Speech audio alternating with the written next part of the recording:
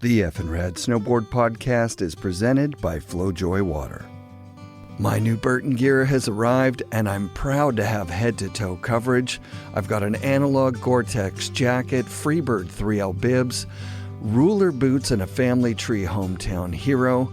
The quality is absolutely unmatched, and most importantly for me, the boots rock right out of the box. It's been pure joy riding all new Burton gear. Go visit your local Burton dealer, or if you're in the Lower Mainland, check out the new Burton store at West 4th and Burrard. Bluebird Coffee Tuning and Rentals in Squamish, BC is the coolest new stop just 20 seconds off the Sea to Sky Highway on your way to Whistler.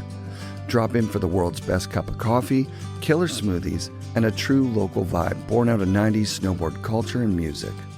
They offer performance ski and snowboard tunes with state-of-the-art equipment. They've got premium rental fleets of Jones, Solomon, Libtech, and Burton, including Burton step-ons. And if you haven't gotten yourself one yet, Bluebird will even sell you a rad power bike. These bikes are so fun.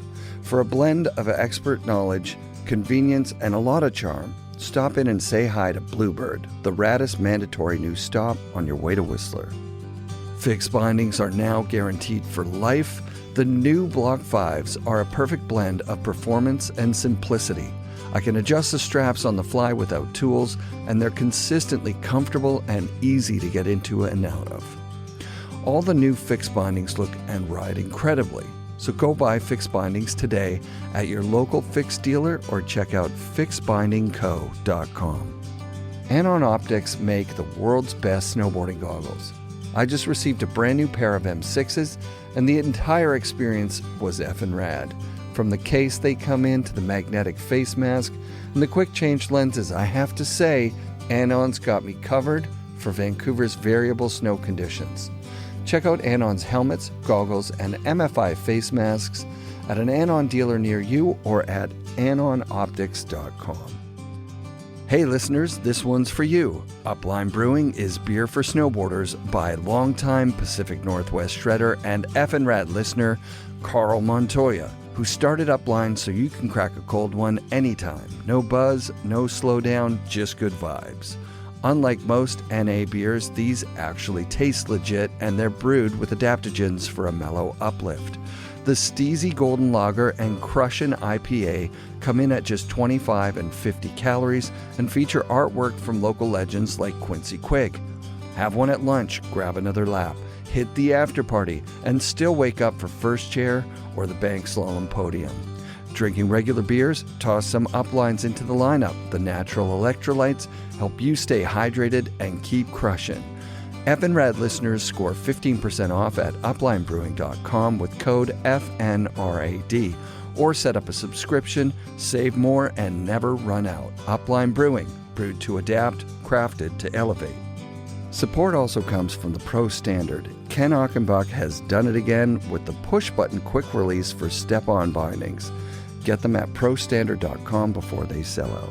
Pacific Border, Vancouver's premium snow skate and surf shop on West 4th Avenue.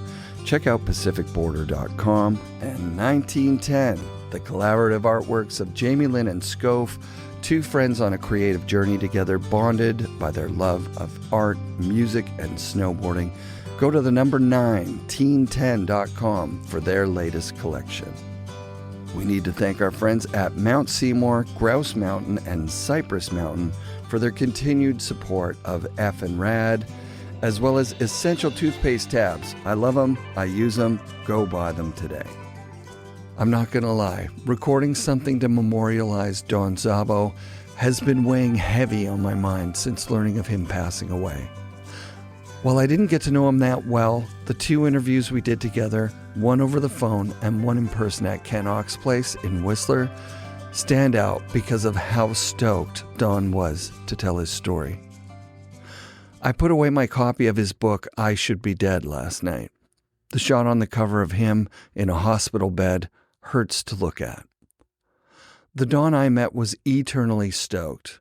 He loved action sports. He made a name for himself in skateboarding, snowboarding, motocross, jumping dirt bikes. His time on the Lamar team with Johnson, Rankwit, Jimmy Scott, and the rest was legendary. Many early pros looked up to Don as a total charger. This is an interview from 2021 done over the phone with the man himself, Don Szabo. Totally. Like I said, I tweaked out on it after we talked for a little bit when, I told you some stuff about Burt Lamar about 2 years ago. Yeah, that's right. Yeah, I called you before I did his episode. That's right. Because I was like, are you the first pro rider for Lamar? Probably for Lamar, yeah. Like I said, I used to skateboard with Burt Lamar, and I saw him up on the mountain, after our skateboard days, up on the mountain on skis. I think I might have mentioned this to you before. Rad. And I said, what are you doing with skis? We ride sideways. We're, skaters. So I got him into snowboarding, and he did well with it when we went to the 1987 Worlds in Breckenridge. And I was kind of jealous because next thing you know, Tom Sims was there, and Tom Sims re-picked him back up, as a snowboard athlete now. So all of a sudden he's on the full World Cup tour, and I'm just kind of a local pro and scratching my head because, he killed it in the half pipe right off the bat in his trip. Oh, that's such a rad story. Was he the one who would have told me that you were the guy that showed up at the skate park with the hockey helmet? Or would that have been someone else, maybe Rankwood or somebody? No, that actually was Bert. And it's funny because, we rode at good levels after that. But, when I initially showed up to Skatercross, and my dad, we don't have a lot of money and just made do with, hey, just wear this thing. So I'm wearing like a football helmet and show up to the skate park and, just full ghetto gear. But oh yeah, I'm thinking it's a hockey helmet because I'm from Canada, but yeah, it's a full on, and there's a picture of you in it. I've seen it. You're not a pro skater yet, but you eventually become a pro skater well before you're a pro snowboarder. Is that timeline right? Kinda. It was funny because once again, I'm under my parents' roof. So even though I skated, with, Bert and many friends of mine went the skateboard contest route. And even though, not daily, but I skated with Christian Osoyoos and Hawk and Caballero and Ray Bones, and used to skate Lance Mountain's ramp all the time and rode at all these guys' level, but I was just having fun. That's where I still am in life. I don't care about, contest results. It's been just more about having fun. So I rode at these guys' level. I really wasn't a pro, and it really wasn't until I was about 17 years old. And my dad said, hey, you're going to have to get a job at some point, right? And I said, well, no, I'll just go be a pro skater. Right. So I then entered a skate contest, Life's a Beach Hell Week skate contest. And all these guys that normally do the contest, I show up out of the blue and who's this guy? And I won the whole amateur division. So they said, you should just ride pro. So I rode the pro division and beat, Gator and I think Danny Way and, podiumed. Nice. So like I said, and once again, I had local sponsorship. I rode for, I think it was Losi at the time. And before that, Turning Point and Tractor Trucks, and sponsored by, smaller companies. But after this contest at Life's the Beach picks me up, and Airwalk and JT. And I was going to go the pro skateboard, do the contests. And then they heard that I snowboarded well. Right. And bottom, it was kind of a collective idea also between Sonny Miller, that first started to be my local photographer I would hang out with, but said, hey, well, you'll just be a pro snowboarder. And I was into it because I dug snowboarding. So I said, we already have pro skaters. We'll just pay you to be a pro snowboarder. So it turned into that. So BBC, the Bad Boys Club, right? That's the Life's the Beach Life's the Beach. Bad Boy, same company. So is Mouse involved with this at that time? Did you get to meet Mouse at that time? Oh yeah, that was my team manager. In fact, I just messaged back and forth with him recently, asking him about photo credits, because Oh, by the way, Adam from Vintage Snowboard Ads Yes. said to say hi. Oh, rad. 'Cause Yeah. he just reached out to me within the last couple of weeks. And so I was actually reaching out to Mouse saying, hey, did you take this picture of me and, action shots or in this cooler where it's more of a lifestyle shot Yeah. next to this chick laying on the beach? I did a bunch of lifestyle stuff way back that was kind of before lifestyle or skit type stuff. I think. But anyway, Mouse did confirm that he shot that shot. He also shot this, it was a Life's a Beach ad, a sequence shot of a backflip. So I had that on my wall when I was a kid. Backflip was my move. Like I was into that. So like those early days of Trans World, I guess because Nectar was taking out ads, BBC was taking out ads. There was a lot of Don Szabo. Yep. We were just having a lot of fun. It was a good time. So how did your parents feel about that? Did your dad still try and get you to get a job, or you were literally getting paid by Life's a Beach? Yeah, pretty quickly. I was, getting paid and a lot better than I would as, kid out of high school. So they were pretty flexible and let me roll with it. And yeah, I would say for a dozen years, made a decent living and definitely went up into some of the decent years. And yeah, the photos that you were sending me, I'm looking through them going like, I know a lot of these. The Airwalk ad you wrote for Airwalk when Airwalk was like the biggest boot company in the world for sure. And all the pro model boards you had. So it's like 10 years of pro models, maybe more. 4 on Nectar. Is that right? Correct. I had 4 on Nectar, 4 with Lamar, and 2 of my own board company that, it was going to be funded by the Japanese, which I had a good connection there. And I went there 6 or 7 years in the 90s. Yep. But right when the Japanese yen tanked is when I came out, and my Japanese distributor said, "Oh, sorry, Szabo-san, we can't fund your company." Oh man, that's got to be a tough call to like go out on your own. Well, the whole thing with the Lamar thing was that I've heard from Mike Rankwit, right? Like Rankwit wanted his name on the board bigger than Lamar, and Bert was smart. He wanted his name on the board bigger than the riders, but you guys were larger than life there for those 4 years on Lamar.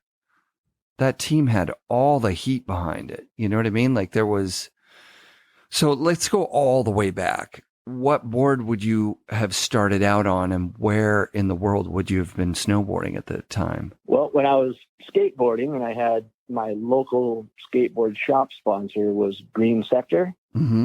And they introduced me to a snowboard and said, hey, this is kind of like skateboarding on snow. And sure enough, when they took me, it was just like skating on snow, because that was what I was into, was skating. And next thing you know, I'm boning out airs and, big old methods and flying. And it just was a natural thing, and flips and, whatever single spins at the time on a sim swallowtail. Yeah. Was just comfortable as it can be. So loved it.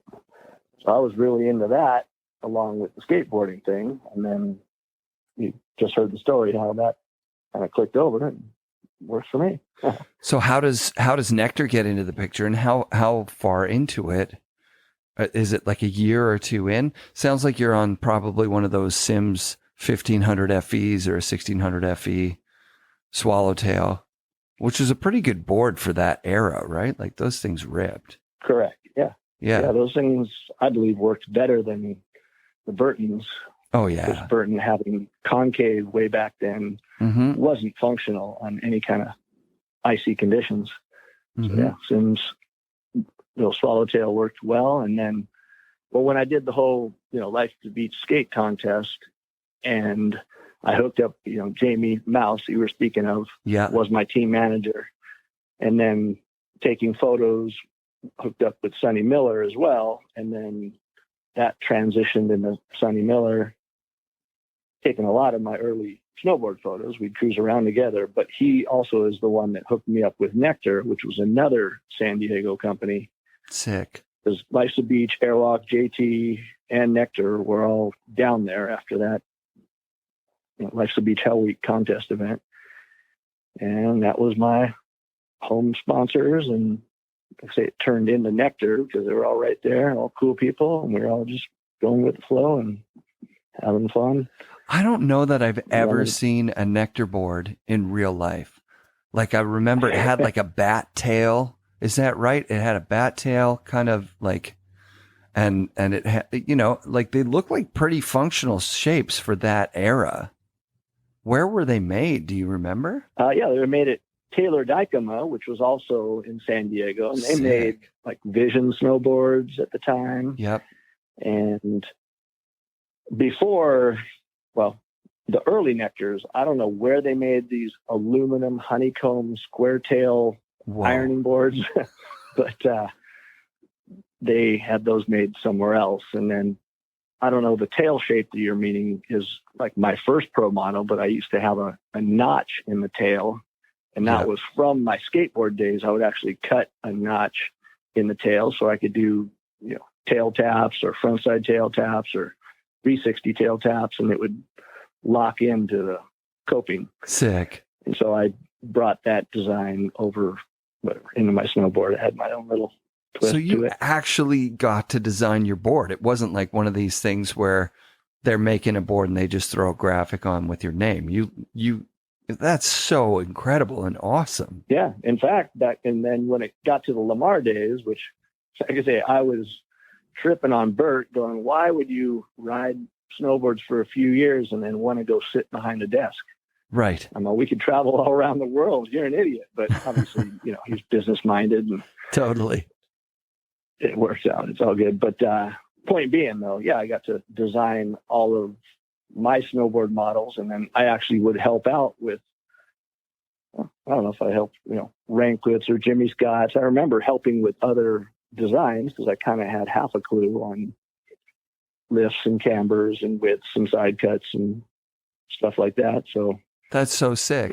So you enjoyed with that. Enjoyed like designing those boards.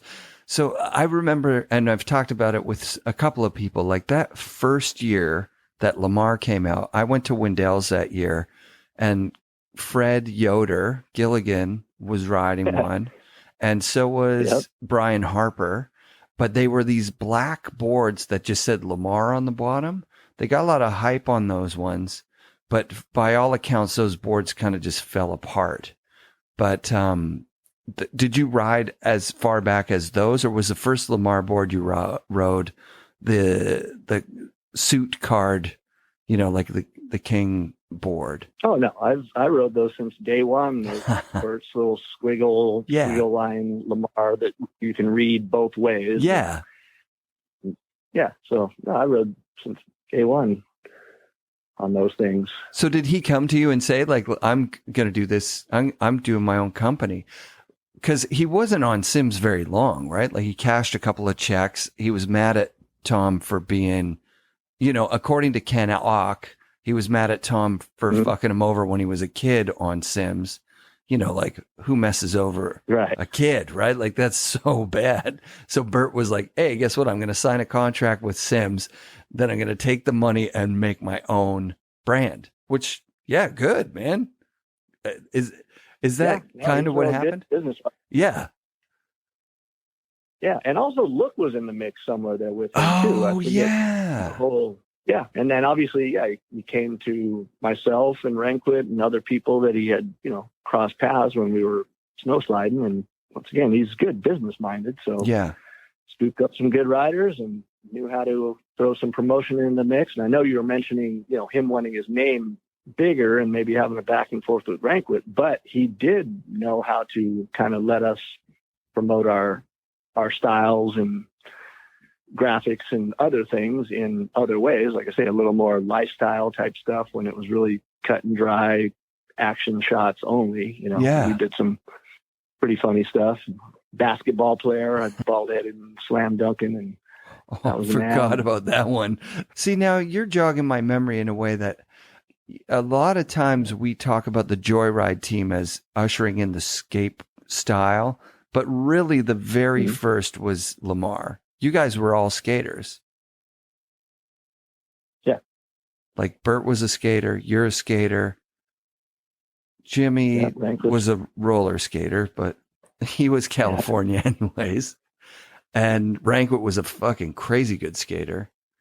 And Johnson's a skater. So did you guys get together as a team, like the four of you, for like promotion stuff, photo shoots, like team trips, that kind of stuff right off the bat? I don't remember tons of full like team meetups. I mean, even some of the ads, and once again, we're talking about a lot of years ago, but yeah, dude, they would, different people would get shots from different areas. And then some of the collage ads with all of us were from multiple different areas. All over the place. Right. So we didn't have, I don't think you probably can't really place it either, where you got all of us just lined up. Like we'd meet up and cross paths. And I do remember, like going to Japan or different team trips, kind of hanging tighter and whatnot. But definitely a lot of people had their own photographers and own places and their own images and style that they would get on camera and get on paper eventually. Dude, that's so unbelievably sick that you were on that incredible team. I'm trying to think of like what boards you were riding during those Crusty Demon days, like the Double O Szabo thing. Where did that come from, and when in your career is that? Well, Crusty was actually, John Freeman made all the Creatures of Habit series movies that we did for snowboarding. Oh yeah, right. Sorry, Creatures. I get that mixed up because it eventually became Krusty's, right? Yeah. So after that, it's when Dana Nicholson actually went to Freeman. Dana was kind of Damien's sidekick. They were buddies that would, they're both pros. Damien had mad skills and Dana was just mad. But all good. Anyway, Dana though went to Freeman and said, "Hey, we should make freestyle motocross movies how you make the snowboard Creatures of Habit movies." So they went and did that, and that's when the Crusty Demons of Dirt thing blew up. So after that happened, they dropped the whole snowboard gig and ran with Crusty Demons of Dirt for the next 15 years. Were you on Black Flies at that time? Were you a part of that whole scene? Oh yeah. No, I rode for Black Flies since before day one. It was actually Dan Flecky and Jack A that were the owners, and Flecky owned a screen printing company. So I remember, and he also owned part of Burning Snow, which was my clothing sponsor at the time. I remember the ads. Hey, yeah. Yeah. And he said, "Hey, here's some stickers. We're going to come out with a sunglass company called Black Flies. Start just plastering them and guerrilla market them everywhere." So that's what we did. And like I say, since before day one. Wow. 27 years or so now. I'm still getting free shades. Whatever. Still my boys. Dude, that's so sick. You're such an OG in snowboarding. Really, I have to tell you, I'm very impressed that you designed those nectar boards, because when you would look at the buyer's guides back in those days, there were some hits and there were some misses. And the nectar boards looked great, and they were up against some stuff that looked insane, It was okay, but we were behind kind of technology wise. Those first couple of models of mine, they were horizontal laminated boards. So like a skateboard, the same thickness. There was no taper to the boards. They weren't vertically laminated like other brands were doing. So they were a bit behind, but once again, they were my local go-to and came with the whole Sunny program. And I wasn't ever out to like saying, "Oh, this, these people pay me more," or, wasn't working the system. I was just going with the flow and never really, I do give a lot of credit to people that focused and made things happen in the proper way. Because once again, my whole life, I've pretty much gone with the flow and not really sweated the small stuff. Rad. Well, those vertically laminated Terry Kidwell boards from Sims, Like even when he reissued some Terry Kidwells a few years ago, he wanted them vertically laminated. Mm-hmm. So there was a moment where that was kind of the cool skater thing to do. But like you say, vertical laminated, just once it happened, and you felt like your boards were like, okay, well, they're heavy, they're not tapered. Did you help design on Airwalk? That was more of a just step into what they had. Like I say, what I really got off on was, designing my graphics as well. Yeah. Because, I'd come up with an idea. Oh, I'll put my, faces, spider web, and then the skull spider, and then the sheriff, and then the king graphic, and the money board. And anyway, I had fun with like designing all these different, graphic type things that I had an idea in my head, and then they always ended up better when you got artists, putting your thoughts on paper and drawing them and making them happen. And same with some of these ad concepts, like I say, the basketball thing that was a Halloween costume. And I said, hey, let's do that for an ad. And, I had a Lamar number 69 on my little tank top and slam dunking in a kid's basket, because it was lower, so I could actually dunk it. Yeah. All kinds of funny little stuff we did. Well, are you the funny guy, or are your friends funny? Is it like, where did that sense of humor come from? Because it's in a lot of your stuff, right? Like right up to Double O Szabo. I remember rewinding that 100 times at the shop. It's such a good scene. The cliff, and the thing sticks it on the cliff. I forget now. That was that dummy skit where I put on the mask over my head, and that was classic because Tom Burt was up there along with Graham and a whole handful of other people, and we did this cliff skit, that dummy skit. So cool. And the dummy that we put, that had ride off the cliff, which by the way, I almost ended up riding off the 200-foot cliff myself. Oh God. We borrowed it was Matt Goodman's Vision, I believe, snowboard. Is like a 180, that we knew we were just going to destroy. So it was a 180 set up goofy foot. I'm regular foot. So, and we put a little channel like of snow that we built up just so it had enough snow for the board to be able to go towards the cliff and go off. Well, we did a little, my shot up at top where I put the thing on my head. I go, jump sideways to go off the cliff, and I get locked into this snow track that's taking me off the cliff. I literally had to fall over, or I would have went off of a 200-foot cliff. So that was a little ridiculous. Yeah, well, just another one in the bucket. I've definitely used my 9 lives, but we're just getting it done. And then, but then the board, so the whole dummy that falls down that cliff, it got stuck on that cliff, which is a good 40 or 50 foot high. And luckily Tom Burt was there because the skit would have never have happened. He was actually able to use his mountaineering climbing skills to go up to where the thing got stuck and then tuck himself behind the rock and then push it off. So that's where that second part of the little cliff thing happened. And then obviously at the bottom, and then it ended up kind of in a layback position. So I went and put my stuff back on and put the mask over my head. And then I rode down to Graham and all the boys. And I'm like, yep, see me stick it on that lower shelf. That is so sick, dude. Thank you for telling me that story. Because that is, I love that Tom Burt climbed up and pushed the dummy down. That's incredible. Holy jeez. Yeah, if Tom Burt wasn't there, he'd be, that would have just been a scratched little skit. We were talking about the Double O stuff. Yeah. And then we got sidetracked with that. Yeah. Well, that was Double O, wasn't it?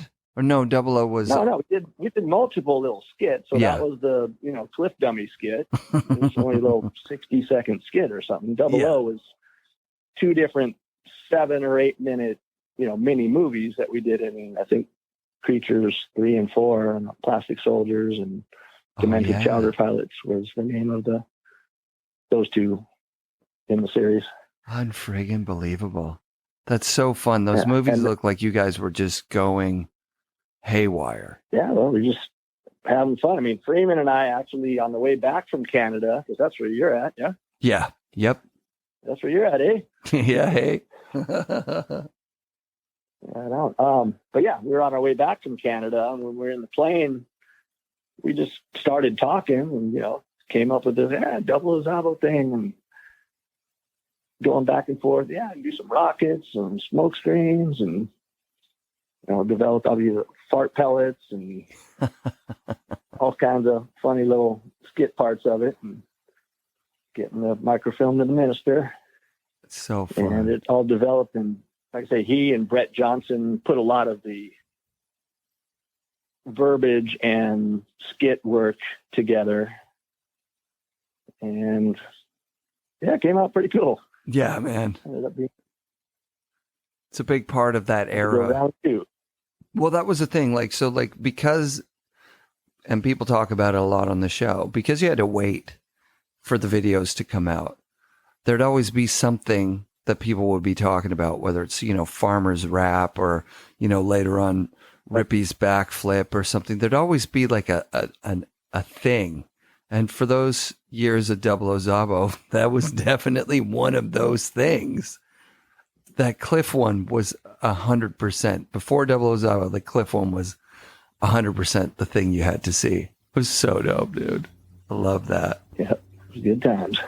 So when you're on Lamar, are you making a fairly good living? Or are you snowboarding in the winter and then banging nails in the summer or something to make ends meet? No, I've been ridiculously fortunate to just be able to make a living doing what I was doing and just keep on having fun. And most of my darn life has been that way. I mean, after snowboarding, I had my print company for over 16 years and still gave me a lot of flexibility. And yeah, but back to your question though, back in those days, I made a living just like anybody else that had to go to work. It wasn't obviously a, multi 6-figure deal, but comfortable and good enough for me. Not really sweating it or, trying to work the system. Just ended up kind of being, reliable is not the word, but anyway, being loyal to the people I was with and just enjoying it and having fun. And that's super sick. Long. That's super duper sick. Who was your crew? Like Damien had Dana. You've already mentioned like Grammy and you'd ride with TB, Tom Burt but who was your go-to guys? Well, I would cross paths with quite a few of those guys, and I think the guys hanging right. Well, in early days, guys Victor Coyne, but then no, those were some of the guys, and I'd just cross paths with different guys. You'd mentioned Farmer and then Hetzel and whatever, Rippy as well, and Bassett and Tina, and obviously with Bert, and then whatever, Sean Johnson was team guy. And I remember we had some crazy times in Japan sliding across cars that were just all locked up in Tokyo, and we're just sliding on our asses across people's hoods and just laughing. Oh my God. I think he was just practicing for his whiskey days. Oh yeah, totally. There's some footage. There's a Lamar video, right, from that time. Like Rank with just lying on a train floor or something, just wasted. So that, I think that was that Japan trip. Like that, you guys would have all been on that trip together. That would have been mayhem. Oh yeah.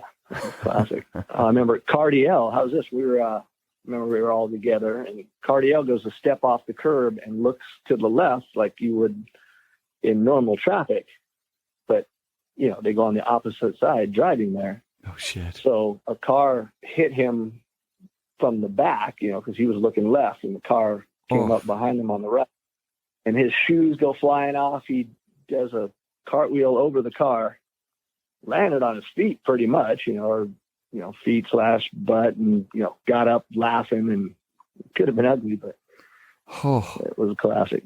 That's unfriggin' believable. I forgot Cardiel was on that team too. Yeah, he was for a bit. Mad skills. Yeah, really. He's got that great attitude too. Did he have that when he was on the team for snowboarding? Just like happy guy, having fun everywhere he goes. Yeah. He seemed, totally happy. And like I say, really respected his, skate, and you're saying, happy, almost thinking cool and mellow, but dude, he was explosive. Yeah. When he would doing tricks that were just kind of beyond the time and level. And, he was a badass. Yeah. How did you feel about that? Because I've talked with a couple of people this year about how crazy it feels, especially, I mean, when you go back that far, snowboarding had a habit of just like picking a flavor of the year kind of thing and like moving forward. Like you made it through a few eras. Damien quit while you were riding, and you kept going and you kept having success. Like, what did it feel like, or did it feel like, because you're so mellow, maybe you didn't have this experience, but like to go to a photo shoot, for example, and then somebody is like doing something where you're like, wow, I don't know, I didn't know we had to learn that, or like, here come the kids, like, fuck. Did you have a moment like that, or was your career pretty even keel because you weren't, like you say, a contest guy that really was trying to do, win a world championship or something? Right. Yeah, no, like I say, I'm kind of go with the flow guy, and I just do what I would do. I mean, I did do contests in the early days, but once again, I can do what I could do, and I would definitely push myself, but never really got to the point. Well, I wouldn't say that. I guess when corks first started coming out, I could flip and I could spin, but then learning to put them together was something. I was scratching my head a little bit. That was one of my shoulder dislocations and surgeries. But for the most part, just do what I could do and just have fun doing it.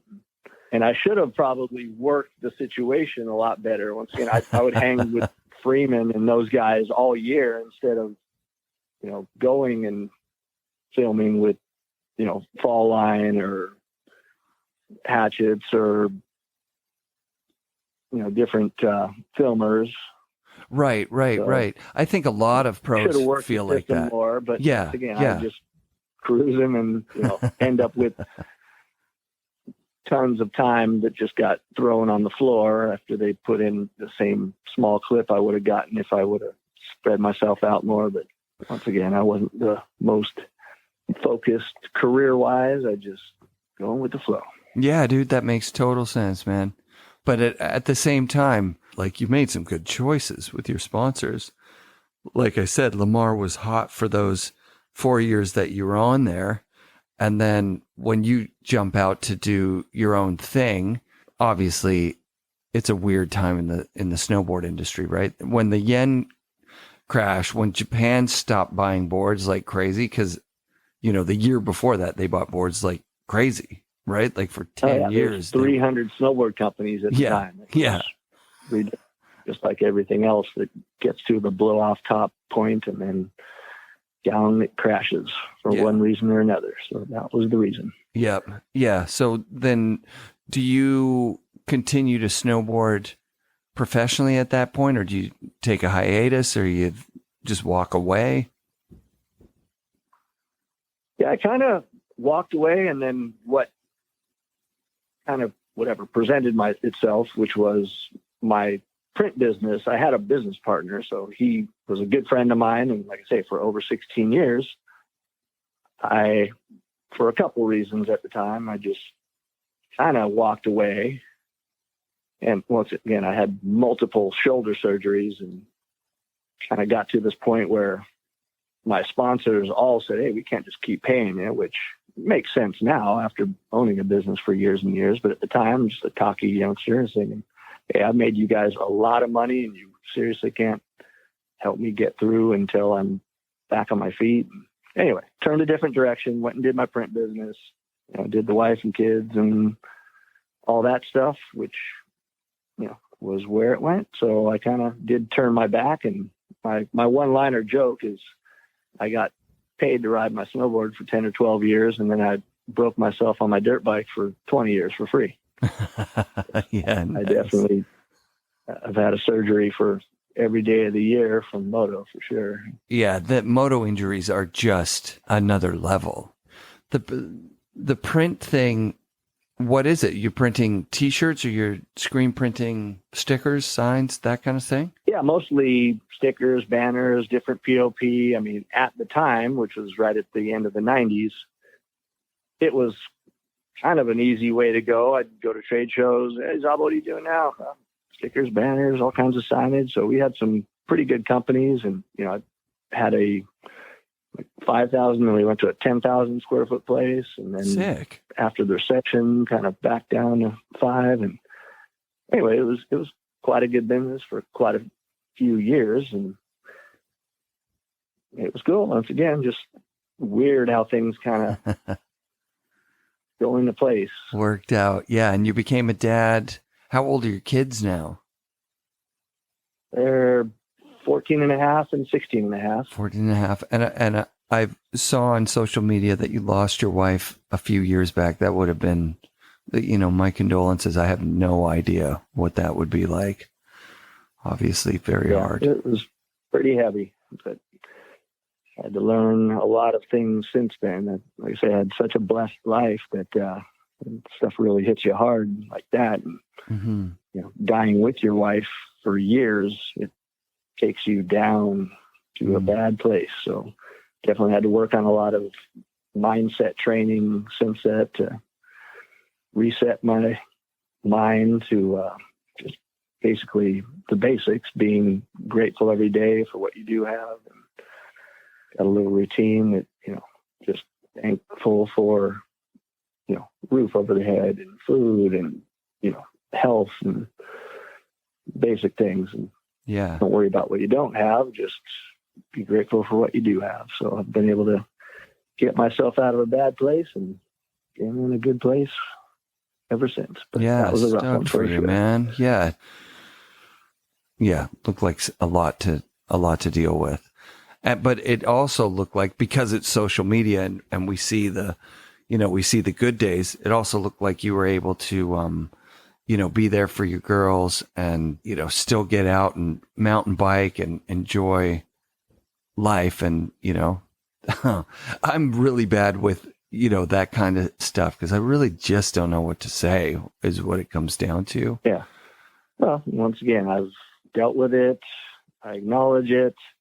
I know it's there. It's off to the side, and I'm just living life and enjoying the present and enjoying every day and doing the best. As every time somebody dies, it's almost more of a motivation to me with that mindset to live my life to the fullest, and enjoy it as much as I can. Because once again, I've obviously seen, my wife, that was my soulmate. We had the same birthday, go that way, and my mom and tons of friends. And, like I say, I now use it as a motivation to make sure to enjoy life, which I do as much as I can. That's why I got to get up at 5 a.m. to go mountain bike tomorrow. Yeah, dude, that's so sick.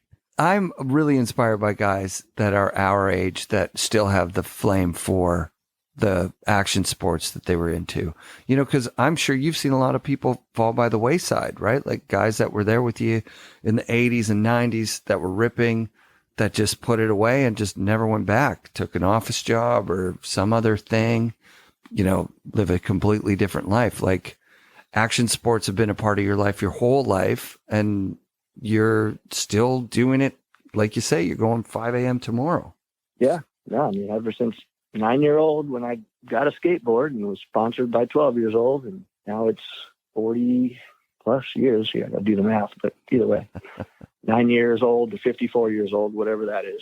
That's incredible, Don. Well, I'm sure you got some prep to do for tomorrow morning. I know for me, big days starting at 5 a.m. lately have been to go snowmobiling. The best pow turns I've ever had in my life. It's insane. Oh man, I know. I miss the snow. I mean, I'd say part of the reason, although like I say, mountain biking and motocross and then mountain biking now for the last 5 years is just such a passion of mine. But that two-wheel suspension will keep working well, where my leg suspension doesn't work like it used to. I don't know. I just love it. It's like a powder day all the time when I go riding. Can't go to Alaska for the weekend, so it's my new passion. Yeah. And like I say, I'd love to be out boarding more, but I literally think I've worn out some of the bushings in my knees and my shoulders. Like I say, I've had 4 shoulder surgeries and I really need another one. Oh, wow. So loose arm sports, Yeah. it can opt out, but holding on to handlebars, pretty much holding in. Oh, wow, dude. That's incredible. Well, I've got about 1,000 more questions for you. We'll have to do another one diving into your time in Alaska and different video parts. You're one of the greats of the history of snowboarding, the very beginning of professional snowboarding. Your board was up. I don't even know if there were other pro model boards the first year I saw it leaning against the garage wall at Transworld. Well, obviously Kidwell, but Oh yeah. Yeah, it's before Craig Heli Air, and Rankwood had a MR 160 on GNS. Oh yeah. A couple years after the Nectar board even. I counted up there as one of the first professional snowboard endorsements. It's friggin' sick, dude.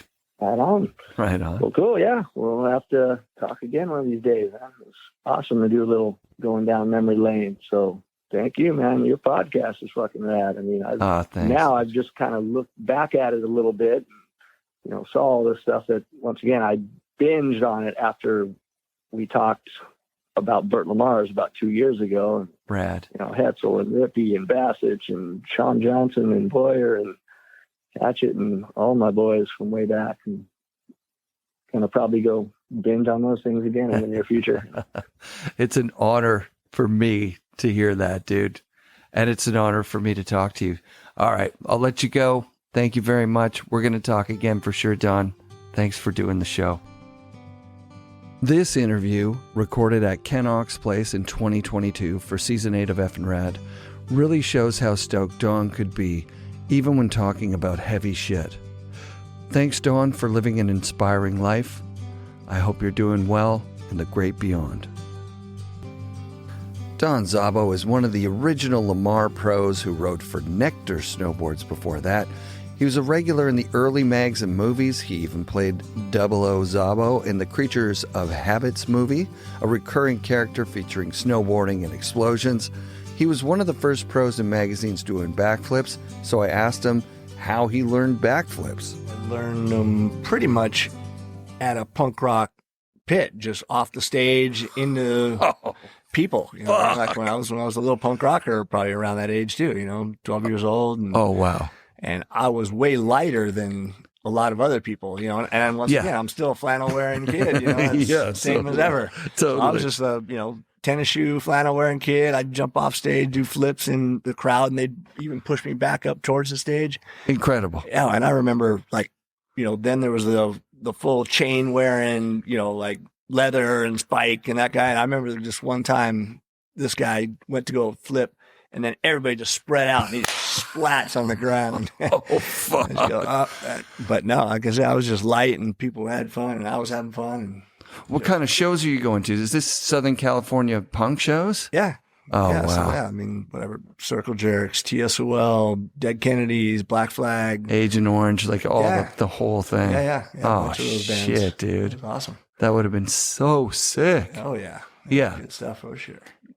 Okay, so we know you transitioned from skateboarding to snowboarding through this hookup. Is that right? So you get hooked up with Life's a Beach and those guys, which are badass people, right? Like those guys are, by all accounts, awesome. Yeah. Awesome. Do we need people. to go over the story into it? Or? No, we don't at all. We could just talk. We could just talk fucking anything. It was good that you learned flips in a mosh pit. Seems impossible. Oh, and then I don't know if you want to go on with the flip thing. Let's do it. Yeah, please. As for into snowboarding, and back when ISM was the only magazine. Yep. And there's 12 riders in Southern California that all know each other, like Marco Hendrickson, which now his son Dusty, killing it. Sick quad corks and crazy stuff, and he raised him.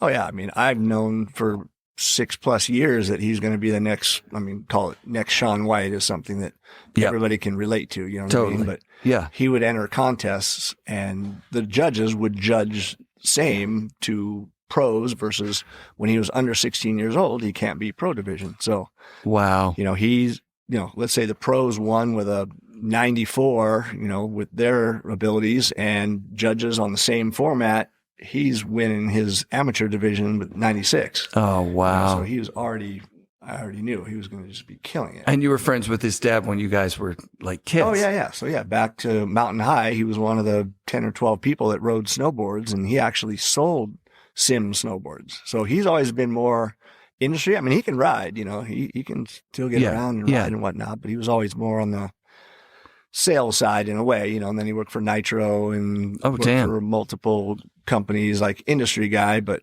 always shredded and always had a big old smile and awesome guy.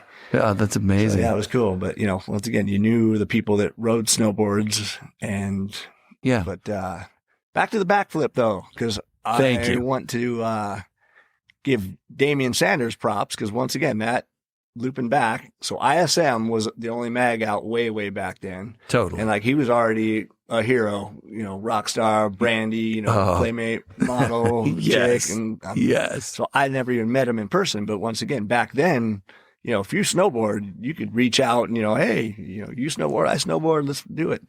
So I go up to Tahoe to meet up with Damian. Damn. And we rode and he had this hip, kind of a hip jump, but he said, you know, this is a great one to try a backflip because I'd never done a backflip on a snowboard before. Sick. So when I hooked up with him, you know, we did all kinds of just raging and having fun, but he said, yeah, this is a good one to do it. So I went and I hit this jump and I just tucked it more like a, you know, backflip, like I say, off the stage of punk or whatever, even, you know, backflips in the pool or something. But anyway, it was more just like a sideways. And I ended up landing and I landed fakie. So actually, my first backflip, and I rode out of it, fakie. I did backflip to fakie with Damian, first time. See, that's it. Awesome. It's almost always the half commit onto the head. I've seen it so many times. The half commit, and then, you get scared.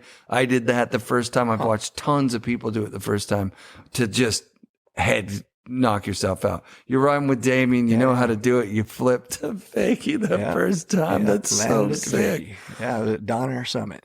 Yeah. Well, that's probably one of the only places that even allowed it back then too. And also one of the places that when they were doing all those backflips in Snowboarders in Exile, there was that jump at Donner that, you know, I could see it in my head right now. Yeah. That's so sick. It's probably one of those, you know, he's like, yeah, I'll do it. You should try it. Yep. So once you've got the backflip, Sonny Miller takes a few photos of you on Nectar.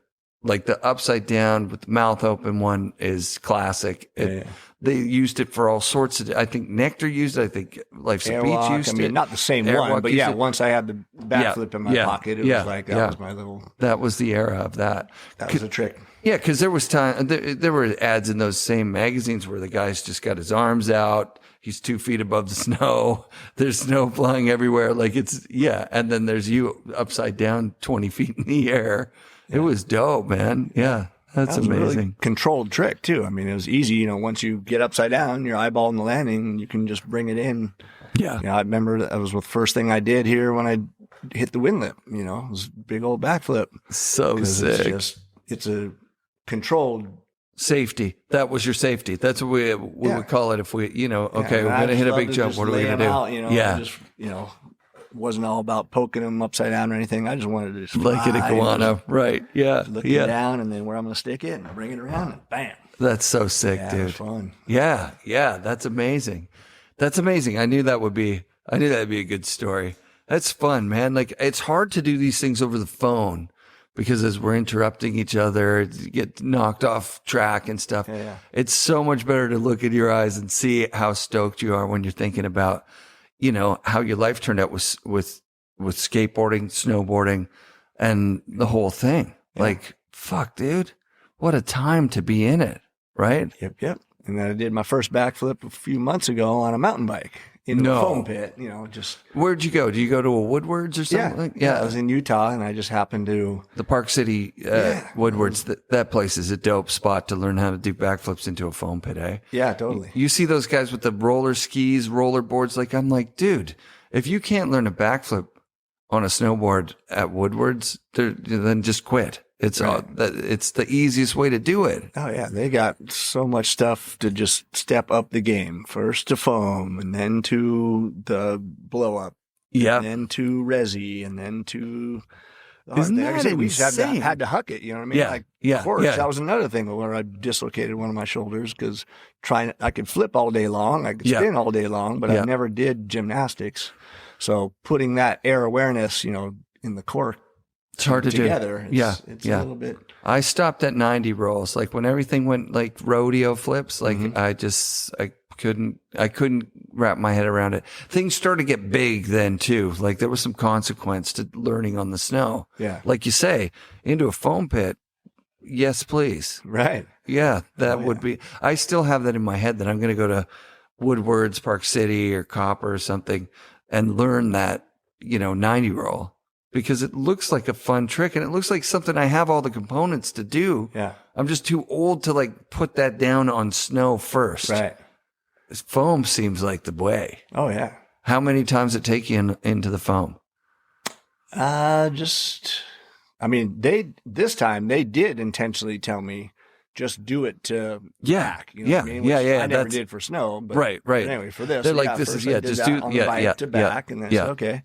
And so the next time I actually over rotated to back again. Yeah. Like not far, like far, over and over. If I would have landed to dirt, I would have over rotated because I landed, more than 90 degrees. So then the next time I actually figured it out to even like suck your bike up, and you can do a little bit of rotation control, but you really need to figure it out on the pull. You got to pull and tuck and get your rotation right. It's not like your whole body where, like I said, you can lay it out and then bring it in when you want to get your feet under, like that. Right. So it's a different deal, but I can see it. I mean, I only had that little 2-hour window to go try it, but to huck a few of them. Yeah. But you got it around on try two. Like, and I'm not, not trying to try like three. Yeah. I actually even under rotated a little bit, which would have been perfect. Would have put you on the dirt. So that confidence of having thrown it into the foam, like that's the whole point of that whole place. I'm looking at it going, oh, they've got to really like, how do you beat this? You can't beat this. Oh, yeah. Whistler can't beat this with just a bag. You know what I mean? Mm-hmm. You need the foam. You need the resi. It's too good of a way to progress. Yeah. Created so much progression in all of these sports too. I mean, insane. I mean, I still give them crazy props because what they have accomplished is nuts. And I mean, same with motorcycles. I can't even understand the gyrations. And didn't I just see a double? Someone just did a double on a motorcycle? Not just a straight double, but they've got crazy like corky type. Unreal. Things. Yeah, unreal. It doesn't even make sense. I go, how the heck did they get their motorcycle to do that and go around? It just doesn't make sense. Yeah, it doesn't. 250-pound thing under you. Right. And you got to just figure all that out. Once again, foam and going step by step versus straight to dirt. Right. When we were kids, you had to try. You're trying it, right? Like so you try it and you're probably going to get hurt. Oh, yeah. Yep. Badly. Oh, wow. Yeah, I like to just shout out Peter Line right now for the, okay, in my mind, Peter brought the cork stuff out, but then actually I got to go renege on that because I think he saw maybe Jay Brown do it, and there were some other people independently doing those inverted, kind of off-axis flips. Mm-hmm. But I think snowboarding was the first place it happened because at the time, aerial skiing had been doing flips and twists forever, but you lost points if you went off-axis. So everybody was obsessed with being straight up and down. But then as soon as snowboarding did the thing, you're like, oh, that is fucking awesome. Yeah. And now skiers do it, obviously. Bikers do it. Skateboarders, I guess the McTwist predates. Yeah. I mean, that's what they were trying to do. A McTwist on a straight jump, right? I mean, yeah, it's an off-axis flip that's just It's got gorgeous, some extra though. style and Yeah, beauty. yeah, and, yeah, like, yeah. adds a different little. So did you ever get there? Did you get there? I in was able to snowboarding? get to the full flip, full twist. Yeah. But that was as far as I went. Like I said, I mentioned Marco Hendrickson, now Dusty Hendrickson, was in the Olympics, but I guess he crashed. But I mean, he should be way, way up there. But yeah, he can do a quad cork. So 4 flips, 4 twists. I mean, and not just robotic. This kid has so much style and like imagination. The way that he rides is just beautiful. And he wins all his skate contests too. I mean, he's ruling at that. Really? Oh yeah. Our generation of pros had to kind of do everything. You mentioned moguls. You had to race. You had to do half pipe, big air, whatever was there. You had to do all the things. Mm-hmm. I remember them forcing us. You don't get to ride the half pipe if you don't do the race. It's like, why? Who cares? I know. I don't want to do the fucking race. Right.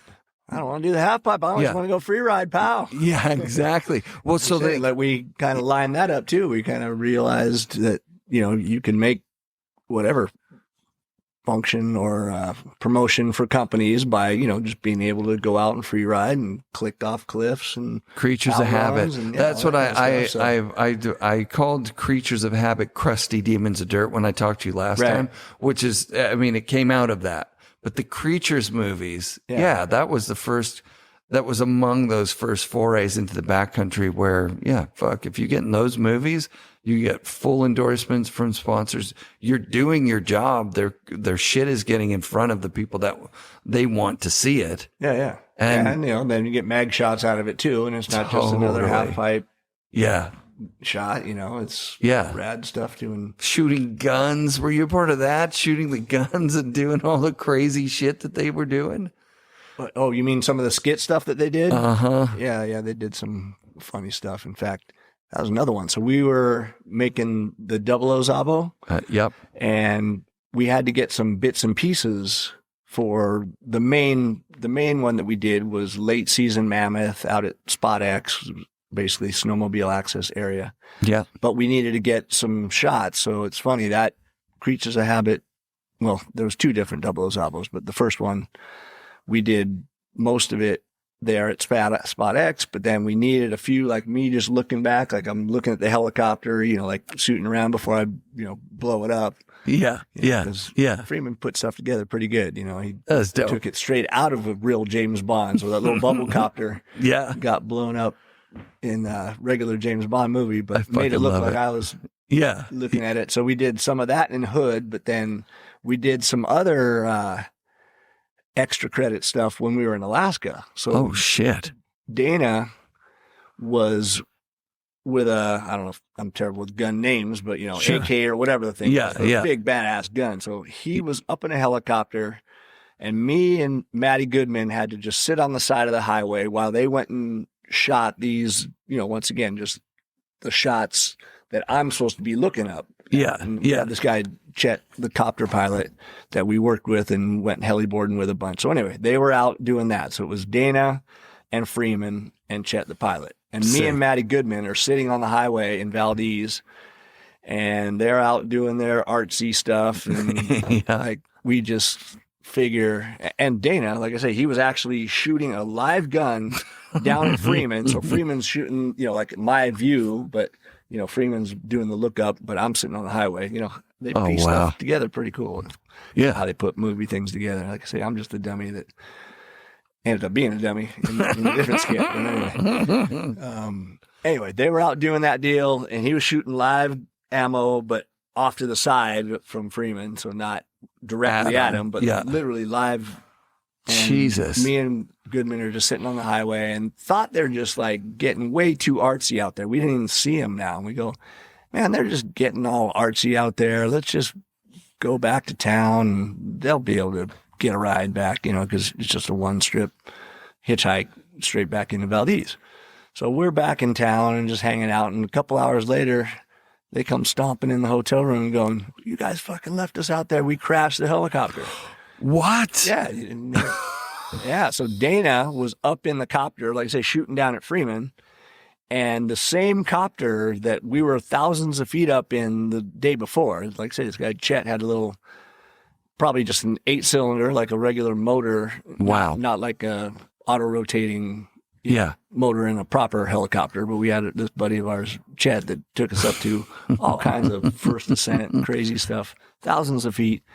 But the motor seized up on Dana. And luckily, he was only 50 feet above Freeman, and not directly above, but anyway, but the motor just stopped and they fell to the snow. 50 feet. Yeah, 50 feet down, and he landed on Chet because I guess it cocked sideways a little bit. So they just slammed in the snow sideways. They were able to walk out, no broken bones or anything. Oh my God. Yeah, it's crazy. That is crazy. Is there footage of the crashed copter in some shit? I think there is. Is there not? I don't even know. Maybe not. Yeah, maybe they were just like, maybe they're like, let's get the fuck out of here, man. You would think Freeman would have taken some shots or whatever, but I wasn't there. Like I say, me and Goodman were pissed at them because they were taking so long doing their little goofy shots. Meanwhile, they actually really crashed and have to hike through the snow to get back out to the highway to hitchhike back to town.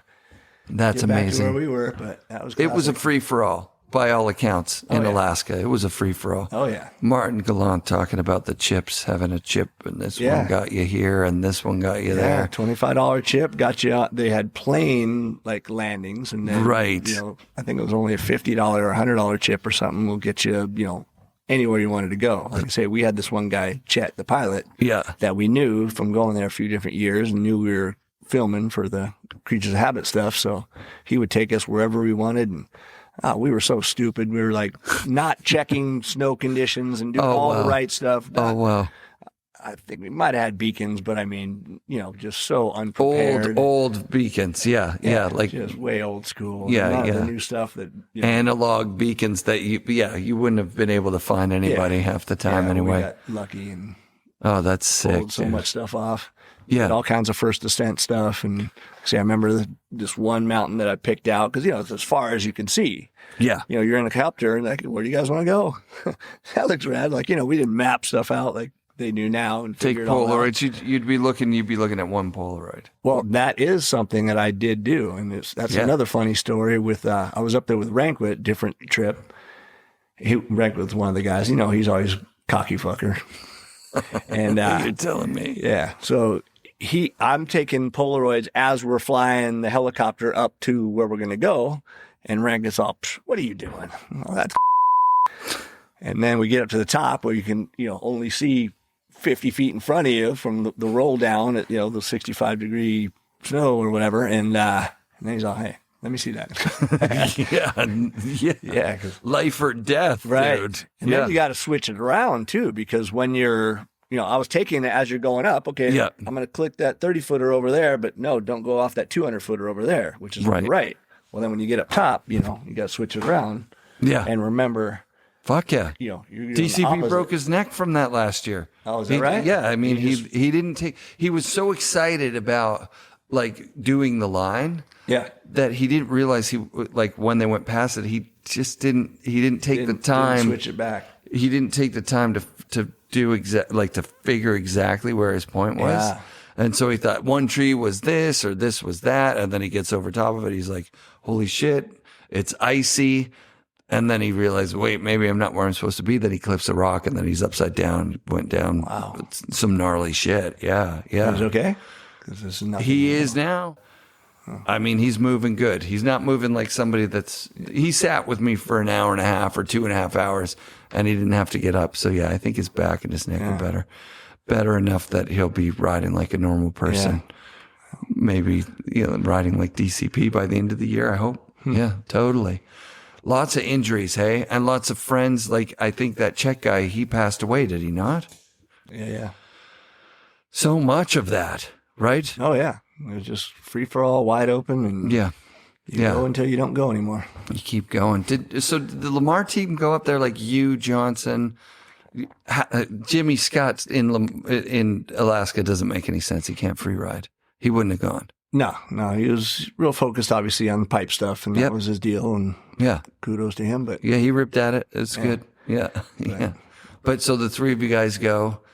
Are you filming for a project at that point? Was there a Lamar? Well, a lot of movie it, that was- Lamar would just pay, and I was really hooked up with Freeman, you know what I mean? So I was ended up, whether it's Damien and Dana or whoever we're kind of going filming with. So it wasn't really a Lamar project, Got it. but they Yeah. got their play out of it because then Totally. I had, shots from up there and video from up there and mag Yeah. shots, and, they got their promotion. So Totally. Bert understood that, from going from our circus needing to do half pipe stuff to go, okay, yeah, I can understand that, we'll go out and get real snowboarding, that what we love to do anyway. Totally. Just had to do the circus stuff early. And Bert, by that point, like most of his snowboarding was at that, those worlds, right? Like he didn't continue as like going out for fun a lot snowboarder guy. He didn't give himself a pro model, and he didn't do ads with himself. Right. Like you guys were the team. Yeah. And he was the guy collecting the money and making sure you guys get your paychecks and whatnot. Yeah. Yeah, and I thought he was an idiot because I go, why would you not go? Because I just wanted to do what I love to do. You know what I mean? So I'm Hell yeah. he rode for a few years. He did well in the contest thing. Yeah. And then turns into a business guy sitting behind a desk. I go, How could you do why that? would you want to do that? I Yeah. go, you can go ride and snowboard anywhere we want to go, and you want to do that. But whatever. Jake He's did just a- real yeah. business minded. Yes. You know what I mean? Yeah. So it's, Yeah. and now with his golf thing, he's doing well. and But he that's- golfs. That's the thing. Oh, yeah, he loves yeah. golf. Yeah. I think that was his thing, was that his passion was golf. Like, so he loved to golf the whole way through. So he's like, I'll just take this to fucking golf, obviously. Yeah. It's the way to do it. Because Jake Burton, he rode 100 days every year that he could, right? Yeah. Like, he was a passionate guy. Tom Sims, same deal. You ever ride with Tom? A little bit. Yeah, yeah. He had his gaggle of dudes and like TK and Yeah. Palmer and Yeah. all those guys, and yeah, man, that would have been a good crew to link up with. Who was your crew? Who did you ride with on the regular?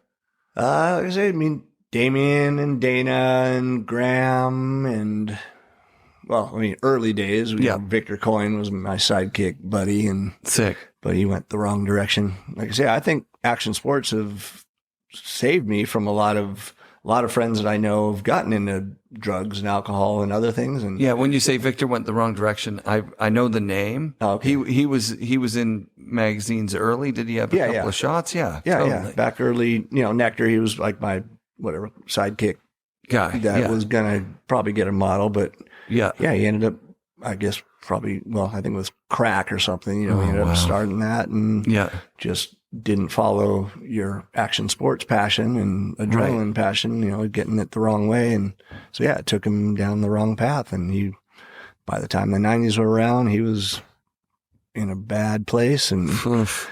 dealing with whatever, drugs and jail and getting kicked out of houses and Yeah. all kinds of stuff that's never come my way because I always just follow the passion of sports that I love. Yeah, it's really hard to go outside and shred and do the things that you love and do the drugs or even party that hard. Yeah. Right. Like in your guys' pro era, like going to a pro contest, it was by all accounts a ginormous party. Like people would, if you wanted to win and really be respected, you had to party as hard as the hardest guy partied and then still win the contest. Yeah. And like I say, sometimes I went off the rails a little bit, but Yeah. for the most part, though, I wanted to be able to wake up so I can go do what I loved doing. You know what I mean? That Kept was it more between the worth lines. it Yes. to me. Dope. Like I say, every once in a while, Evil Z did come out of the closet. Evil Z. What's an Evil Z story? Like, where would something happen up in Whistler? Has anything ever happened up here where you wake up in the morning, you're like, shit, Evil Z was out last night? Right. Well, this is later, but, Damien put on those clubs called Club Rubber. Club Rubber, yeah. And, even back at his house, he actually put on the Pimpin' Hose at his house. I remember initially. seeing them. Yeah. And so, anyway, every once in a while, I get a little bit sideways like that. And when he had the Club Rubber at the Galaxy Theater, Yep. and I remember being like drug out by my neck by bouncers, I don't know, because like I say, I'm going.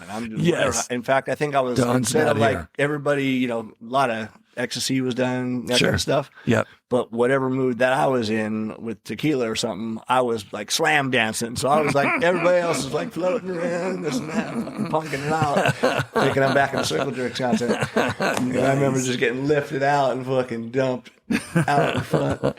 Well, that's it. That you cut your teeth at these concerts, right? Like punk rock in that's the early to mid 80s. Yeah, yeah. Oh fuck, dude. Oh yeah.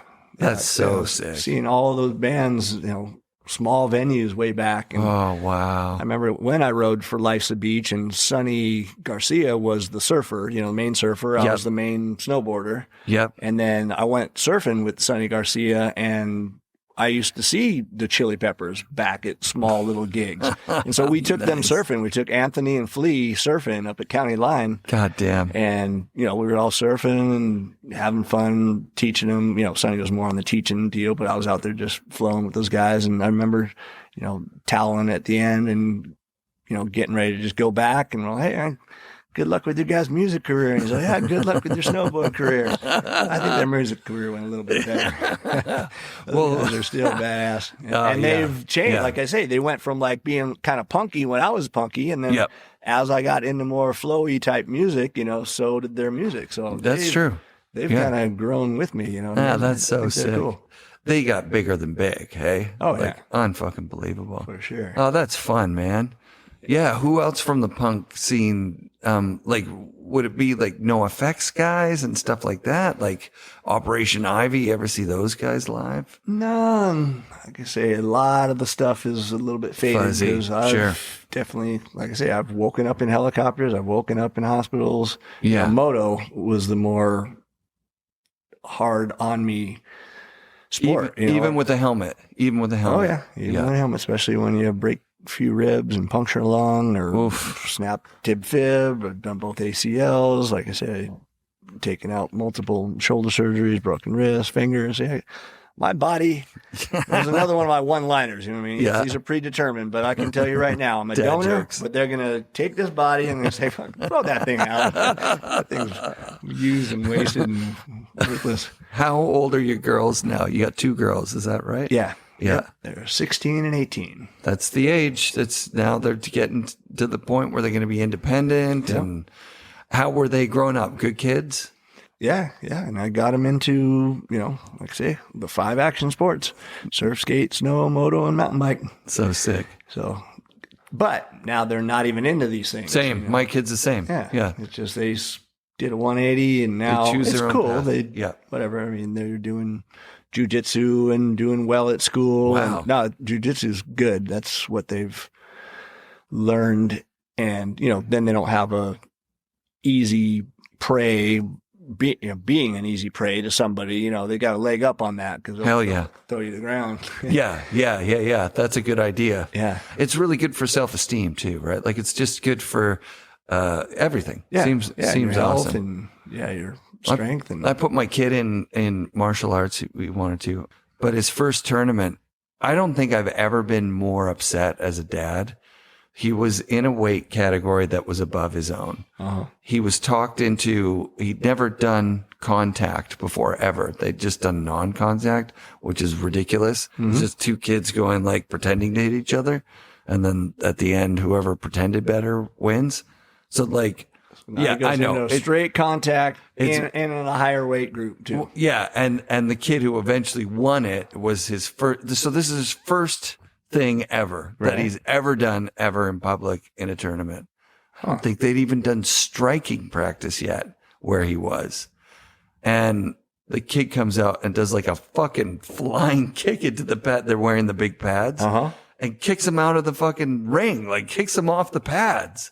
Like he slid backwards, and I'm like up in the bleachers, like I'm like running down, like what the fuck? Right. You can't do that. The kid can't do that. But by the time I'm down on the floor, they're squared up again, and he's squared up against this. I'm like, holy fuck, he's gonna, face this kid that's towering over him that just kicked him out of the thing. Yeah. What's going through his head? Right. So he's fighting and he got knocked down again and then the thing's over and he comes over and just that look in his face. I've never been more upset. I'm like, who organized this? Right. Where is the fucking sensei? dude, what the fuck is going on? Yeah. Why would that happen? He quit after. Yeah. Right? Like, I think as a dad, I probably could have pushed him, but at the same time, I think he was right to not trust the school that he was at. Like, he couldn't go back. Yeah, the sensei didn't make sense. And I mean, the sensei, Anthony, he's great. He's awesome. For his black belt, he had to fight like 8 other black belts, and he got his ass kicked. But I mean, we're talking about a 5-year-old or a 6-year-old. You know what I mean? Yeah, crazy. You, just because you're a black belt doesn't mean you're a great teacher. Because being taught by getting your ass kicked, sure, we tried that. It can work, but most people quit. You know what I mean? Mm-hmm. Most of my friends that I was with quit after I almost quit after like breaking a leg or whatever, because you don't think you can come back. Get a bit of PTSD, like, oh shit, what if I break my leg again? You know, I'm sure you've got somewhere in there, some PTSD over, losing friends, major injuries, that kind of stuff.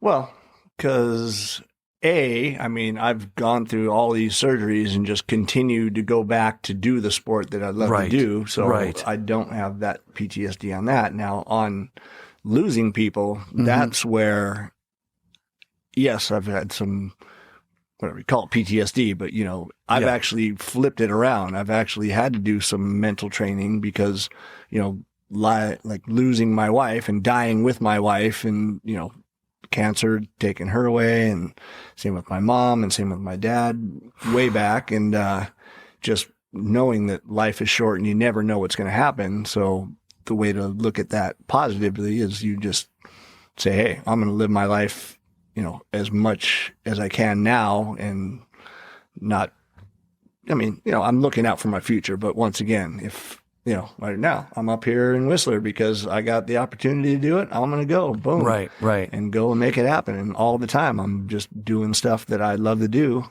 because you never know when it's going to be over. I mean, I don't know if you heard recently, Adam Merriman passed away. I fly out tomorrow. I'm going to his memorial. Is that right? Yeah. Yes, he was at my 50th, and he's right in the middle of this shot that I've got. Now that I'm in the middle of my 50s, he's gone. It's crazy. It's yeah. So I love what you're saying about like taking the lesson and living for almost. It sounds like you're almost saying living for the people that had shorter lives, right? Like. Yeah, because I heard a veteran talking about PTSD and like hallucinogenic therapy assisted, like MDMA actually works really well for traumatized PTSD that's the treatment resistant kind. Yeah. Right. Yeah. But what the guy said once he'd done the ecstasy, which is crazy that works, but it does sort of unlock a neuroplasticity that allows you to kind of look at it from maybe a different angle. Yeah. And the different angle he had was seeing his friend die in front of him was horrifying. But had the roles been reversed, he certainly wouldn't want his friend to be beating himself up every day thinking about it. Right. He'd want his friend to be out there living life. Yep. And he found that one treatment with that unlocked that idea.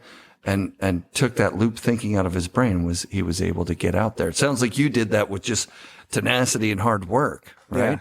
Well, and I luckily came across, everybody knows the name Tony Robbins, so I just happened when, I'm going downhill with my wife and actually then losing her and whatever, business, all kinds of stuff. I just thought my life was going downhill and, my head is not in the right place. And then I came across like that. He's not just a motivational guy. He's very smart and he's an amazing person. Yeah, for sure. I've heard him on a few podcasts and he feeds people. He spends his own money feeding people because he grew up without, food scarcity and millions of people. Probably more than anyone else in the world. Yeah. And he's really actually a super inspirational guy, but I know where you're coming from because you hear Tony Robbins and you think, maybe he's like a motivational, shyster guy. Well, I'm just using that because then I went down a little bit of a rabbit hole on that, learning how to do some mindset training, how to get myself thinking properly. So then I came across a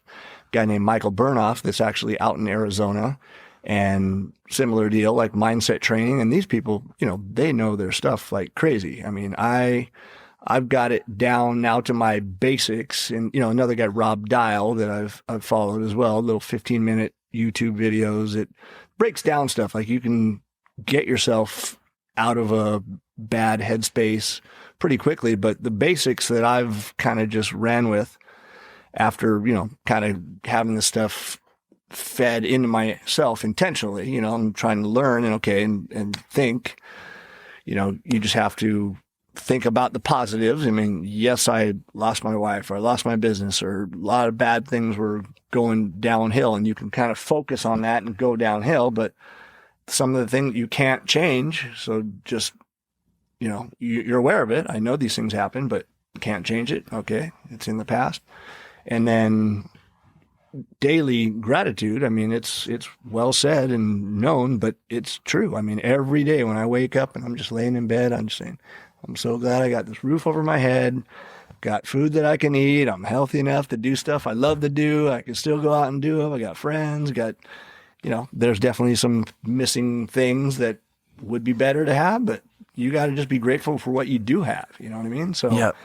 Every day. And even during the day, and if I'm out riding and whatever, I'm just going, this is so rad. You know what I mean? Oh yeah. When I rolled up, what I'm doing. You're like, look at this place. You got some beauty around here. It's like, it's so refreshing to meet somebody in person and have them. That's the first thing you say, right? Because how many interactions do we have with people that are like, you're trying to say something nice. Oh, yeah, whatever. And then they go, oh, the line sure is long here at this coffee shop. Yeah, we could get to know each other for a quick second if you want. Right. But most people are like, oh, you hear what Trump said, or you fucking coronavirus this or whatever. And it's like, well, why are you talking about that? How does that make you feel? Because me hearing you say it is kind of bumming me out, but I'm stoked. I'm on my way up to Whistler to interview a fucking legend of legends snowboarders. I'm a fairly happy person. Hey, look, it's not an act, and I'm not always happy. Absolutely. There's some shit that I would, what you touched on it. There's some things that could be better.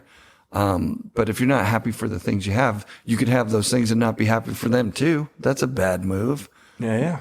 Having things that you want isn't the key to ending wanting a bunch of things. Yeah. And it's, like I say, just be happy with what you got. You can have your goals and things in the future, but be glad with you live in the moment and live for the day. And Gratitude's big. I don't do it. I don't practice it enough. It's in the background. Of course, it's in the background. Mm-hmm. But I want to, that's a good reminder. Bring it into the foreground. Yeah. It's really nice now having phones and computers and all these things that we could just Google this shit, right? Like, so I don't have to rely on you. Like, if I'm not into the Tony Robbins thing, I Google gratitude and then I'll get 50 things that are catered to me that it's like, oh shit, that guy wrote something on gratitude, or oh, that's a podcast I can listen to tomorrow. Yeah, I love that shit. Yeah. So no, it just, like I say, I've went from having a heavy heart, where like I would drag myself out to do whatever I'm doing and like just dragging myself through life, to where you keep being grateful and like I say, on the daily, and just, right now, and just smile from inside. And you end up smiling from inside your heart. You know what I mean? You just end up being happy because you just keep feeding yourself. Wow, this is so cool. I mean, look at those plants. I mean, this place is rad. Oh my God, look at where we are. Yeah. It's insane. Being invited into Ken Hockenbach's house that was the very first thing that happened with the podcast, where I didn't know it yet, but I left here. Mics are off. Ken says to me at the door, you know what was best about today? Made a new friend. And I kind of left going, dude, we're not going to be friends. You're Ken Hockenbach. I'm just a fucking guy who worked in a snowboard shop who's a mailman. Now I kind of left, like I had a fairly low self-worth there for a long time, or a really loud negative voice in my head. And I would tell that story to people. I'd be like, can you believe that guy Ken Hock said that he was my friend? And people would be like, what the fuck is that story? That's a terrible story. You're friends with the guy, like if he says you are, you are. And then over the years, I realized, oh, fuck, man.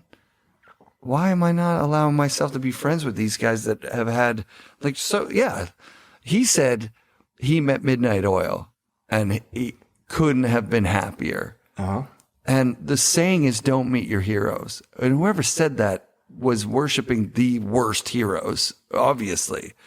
Meet your heroes. Make sure that the people that you look up to are fucking awesome people. Yeah. Like, that should be the saying.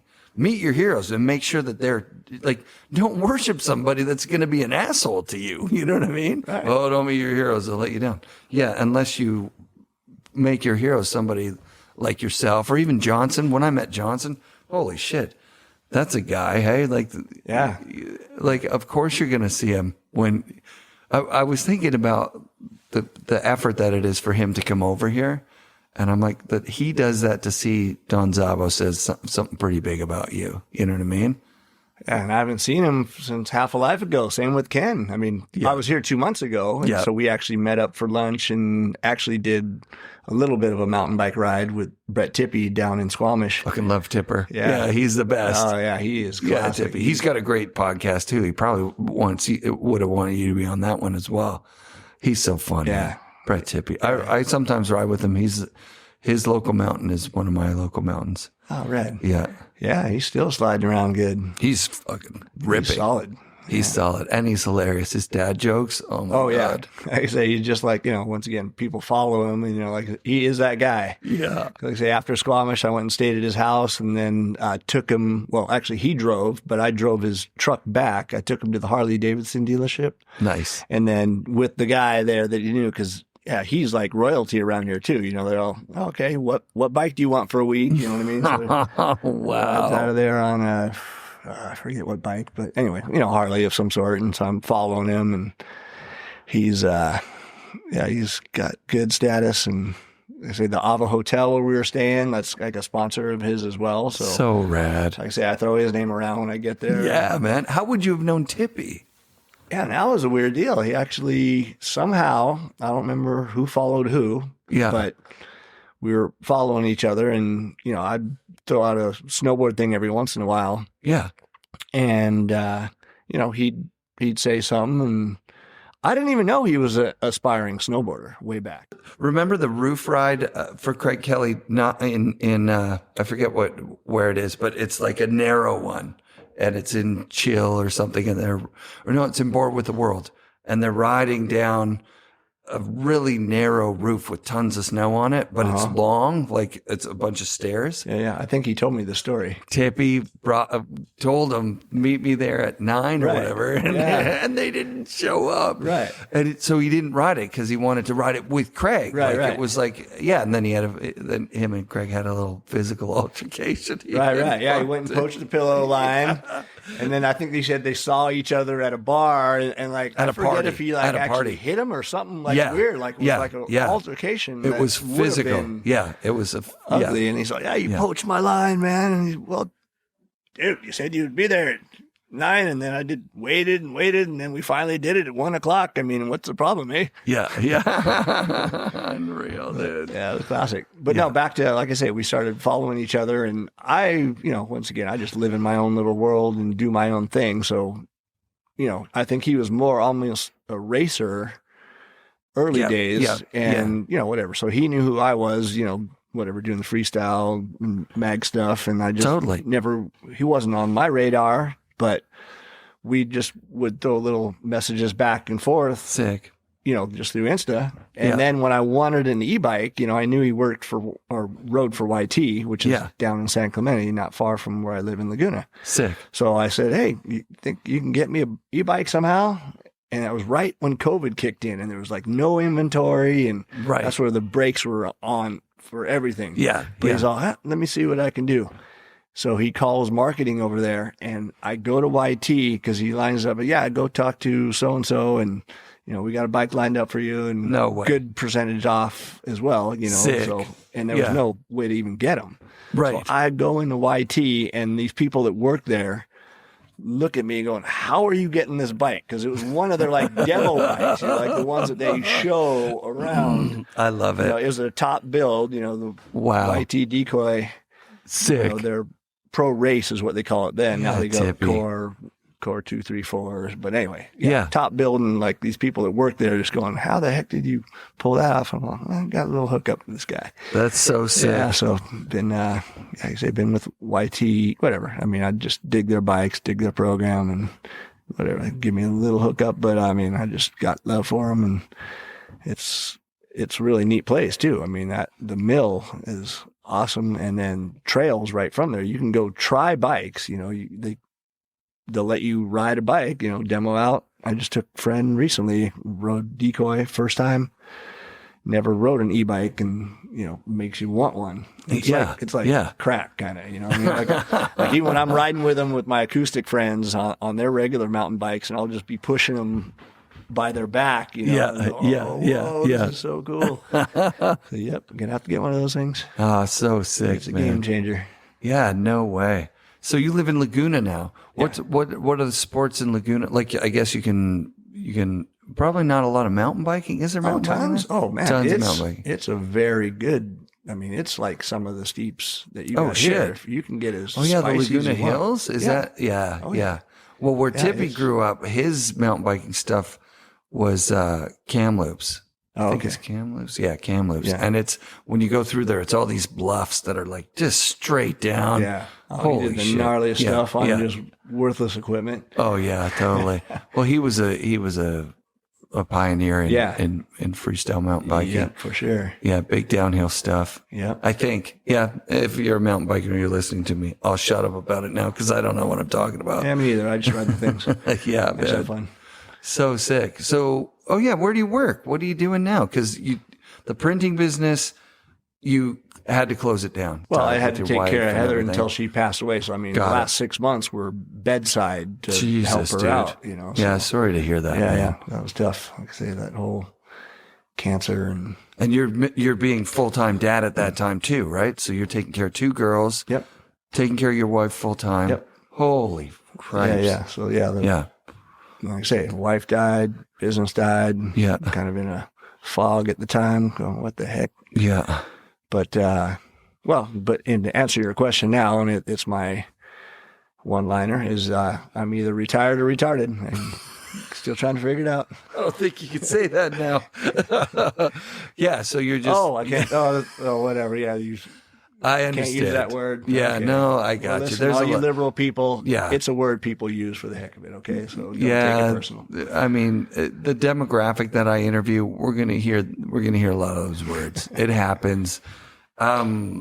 So you're retired. Like, were you able to get like Social Security and all that kind of shit? Well, and strange how things all went because, you know, like I said, I took care of my wife until she passed away. Yep. And then for a few years, I actually was just single dad. But my daughters had best friends that lived across the street because when I was running my whole print business thing and bought the $1 million+ house and, you know, living that whole dream, which is a nightmare with the payments. But Oh God, yeah. anyway, and I even 1031 exchanged some other properties that I had into that, even though you're not supposed to, and maybe I'm not supposed to say this because now the IRS is going to come after me. Anyway. I don't even know what that means, but yeah, you did I some did some stuff where I financial had quite transactions. a bit of equity into my primary. Okay, got And it. when I ended up selling it, when my mom ended up now having a stroke 3 years after my wife Oh wow. passed away. So Yeah. then, and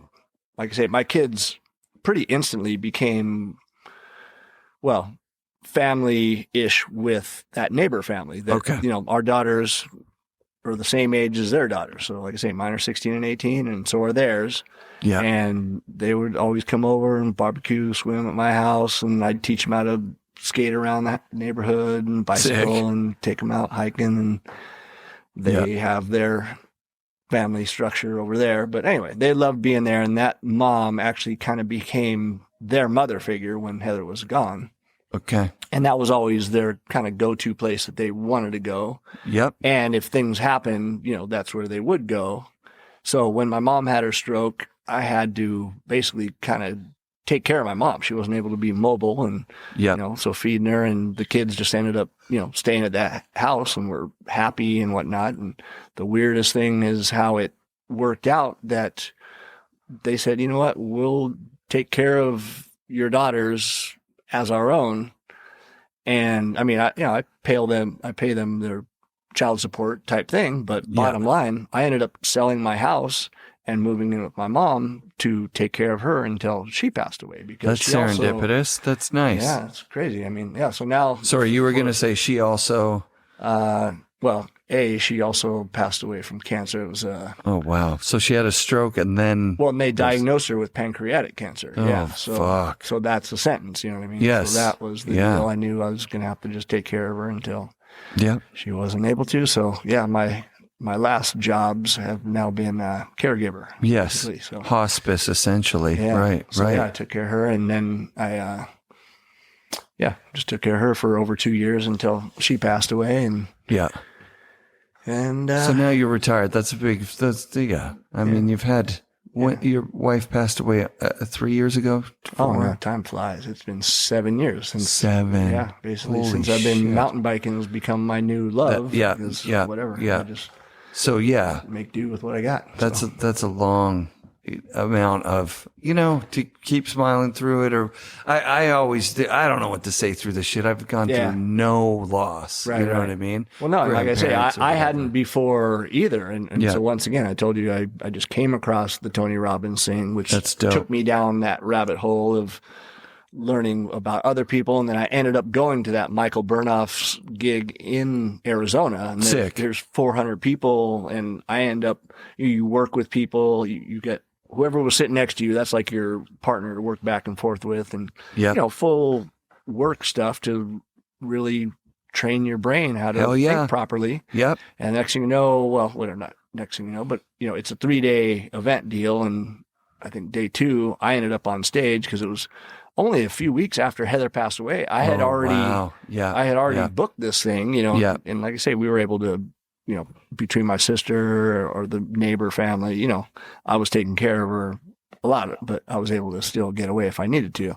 Yep. But didn't know she was going to have her seizure, basically, is how that ended up happening, and called 911. And then it was right at Easter of 2015, and right before it. So, called 911, they take her to the hospital, and then when we get there, her eyes are open, but she's gone, and so doctors saying, because, once you have stage 4 cancer, we've been putting out fires in her body for quite a while, having to zap stuff in her brain.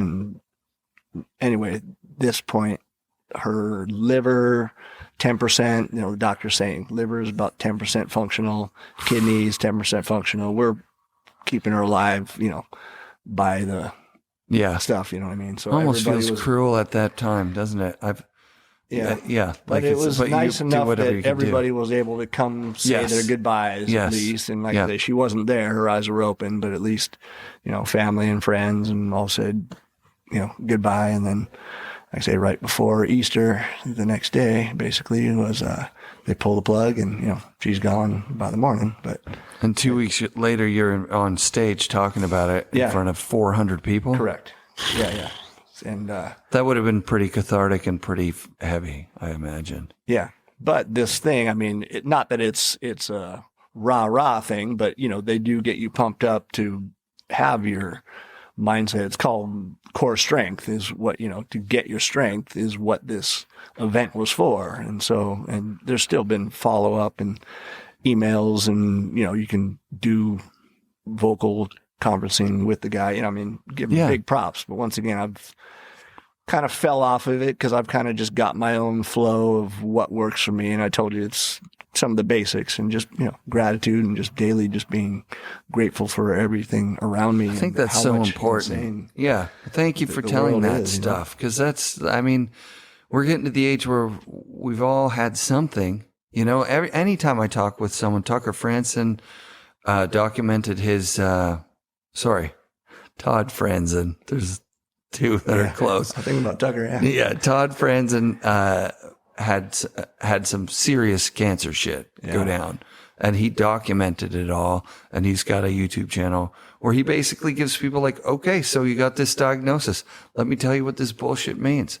Let me tell you this in plain English. Yeah. And he walks people through, what to expect, basically, which is super sick. So I'm glad when he shared that on the show, people reached out and said, I needed that stuff. And I'm sure people will do the same with this. Like, it's a big deal to get yourself back when you've had something major happen. Yeah. Yeah. So like I say, I had a pretty damn blessed life. So when a lot of the stuff hit me initially, I mean, I didn't know how to think about things properly. And like I say, you can start thinking down the wrong rabbit hole, or like I say, you got to learn to, once again, back to the basics, just grateful what you do have. Yeah. Be grateful for the day, grateful for everything around you. Well, I'm grateful for having this interview with you today, man. Yeah, cool, man. When I saw you were coming up, I was like, hey, there's a chance, right? It could happen. Yeah. I'd love to have him on the show again. What I remember our conversation being, it was, and this time we were on film. Yeah. Now we got film. And I just, you're one of those dynamic people that has a really special place in snowboarding. And I can't let you be an hour and a half from my house and not like reach out and be like, come on, let's try and make it happen. Yeah. So I'm really grateful that you did this. Thank you very, very much. No worries, man. Yeah. It's been a great life, man. Yeah. It still is. Sick. Well, let's shred. What's your home mountain now? Do you still sliding? Yeah. Do you do it? Barely. Unfortunately, my leg suspension doesn't work. Yes. Right. My moto kind of blew out my leg suspension. I had both ACLs replaced, and my heel doesn't hit my ass, so I can't clap out. I'm still a little bit rickety. I should probably get another shoulder surgery because free arm sports are a little bit clappy. Getting body spanked would fuck you up. Yeah. But like I say, the bikes always have good suspension, and holding on to the bars keeps my shoulders tight. That's versus, it. Out here, ends up in the armpit. I've had it dozens of times in my armpit. It sucks. And it's helped people, though. I've been in Japan, and some guy blew his shoulder out, so I was able to put him back together. Yeah. And another time in Alaska, too. Like, guy thought he was going to go make a nice pow turn, like next to a cliff, but that was a sun-hit spot. Oh, so shit. He, all of a sudden, he's chattering, and he chatters off this, 30-foot cliff he wasn't even planning on going off of. Ends up dislocating his shoulder. He's so lucky that I was there, because, I was able to get it back in socket. Because if not, we're still, who knows how far from the LZ to even get, and then got to drive to Valdez to get to the hospital. And then by that time, it's just so stretched out and fucked. Putting it back in, it's not going to stay. The dislocated shoulder thing is nasty. Well, and then plus when it starts, your muscles start spasming. So when it's down in the wrong spot and then it starts sucking it up into it. Yeah. I've had to go to hospitals for them to knock me out to be able to pull it and put it in the right place. Get it back in the spot. That was early days, but then I learned how to do it. So then I'd be dislocated and I'd be telling these people, all right, hey, in fact, I had to do that recently. It was on this, one of my posts for mountain biking. I actually did do it riding mountain bikes because I'm still stupidly, I look at mountain biking as so much smaller than moto. Like I say, I've jumped 180 feet. That's insane. On moto. So, first of all. Yeah. So like but 65 feet jumping on a bike that's not small. The consequences of double ejecting off of that, hitting a knuckle or something is. Oh no, for sure. In fact, the day after I did that, when I went and rode Squamish with Tippy that evening, and then I stayed with him, some of my crew, because I came up here with 12 guys. Yeah. And one of these guys, one of them broke themselves the first day here. And then this guy, Albert, the last day I didn't ride,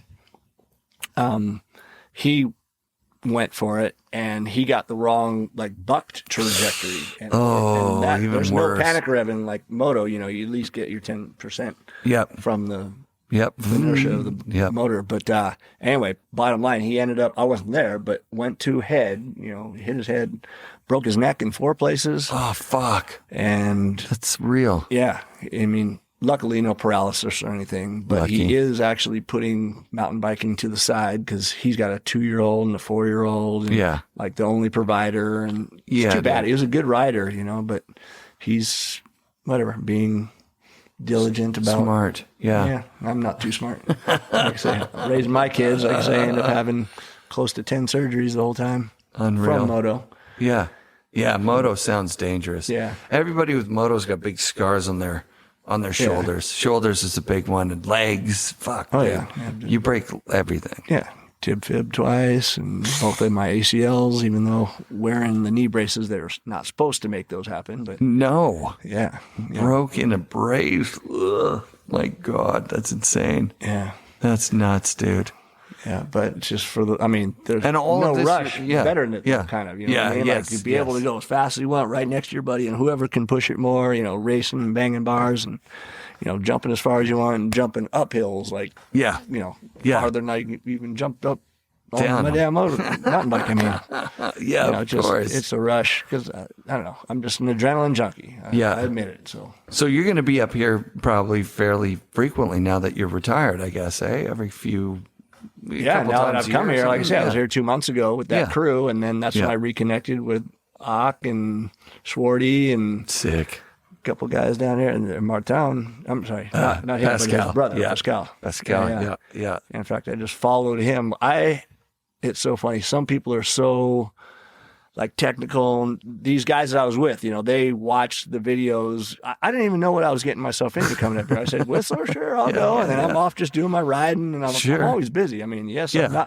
I don't work like a regular job, but there's no damn time. I still got files from 5 different trips that I haven't even got around to looking Yeah. at. And Yeah. there's just always stuff to do. So anyway, these guys all, you know, looking at it, they know what they're getting themselves into. I didn't even look. I just, you know, ended up, okay, I jumped on the trip.